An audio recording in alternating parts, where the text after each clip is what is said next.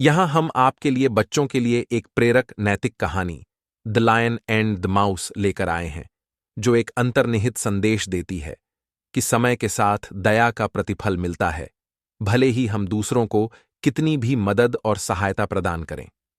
पूरी कहानी जानने के लिए आगे पढ़ें। शेर और चूहे की कहानी छोटे बच्चों के लिए सबसे अच्छी नैतिक कहानियों में से एक है। इस तरह की दंतकथाएं शिक्षा की आधारशिला के रूप में काम करती हैं और बच्चों को नैतिक सिद्धांत प्रदान करती हैं।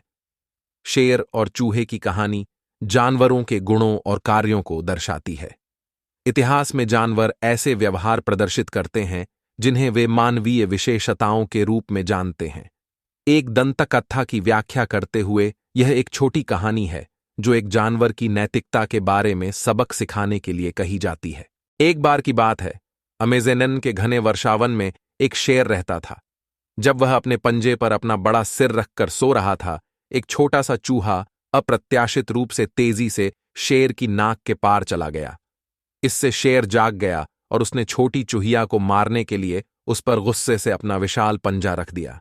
बेचारी चूहिया ने शेर से विनती की कि इस बार वह उसे छोड़ दे और वह किसी और दिन उसे पैसे चुका देगी। यह सुनकर शेर को आश्चर्य हुआ और उसने सोचा कि इतना छोटा जीव उसकी कैसे मदद कर सकता है।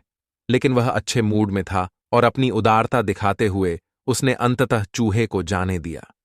कुछ दिनों बाद एक शिकारी ने शेर के लिए जाल बिछाया, जबकि बड़ा जानवर जंगल में शिकार की तलाश में था। एक शिकारी के जाल में फंसकर शेर को खुद को छुड़ाना मुश्किल हो गया और वह गुस्से में जोर से दहाड़ने लगा। जब चूहिया वहां से गुजर रही थी तो उसने दहाड़ सुनी और देखा कि शेर खुद को शिकारी के जाल से छुड़ाने के लिए कड़ी मेहनत कर रहा है। छोटा प्राणी तेजी से शेर के जाल की ओर भागा जिसने उसे बांध रखा था और अपने तेज दांतों से जाल को तब तक कुतरता रहा जब तक कि जाल टूट नहीं गया। धीरे धीरे उसने जाल में एक बड़ा छेद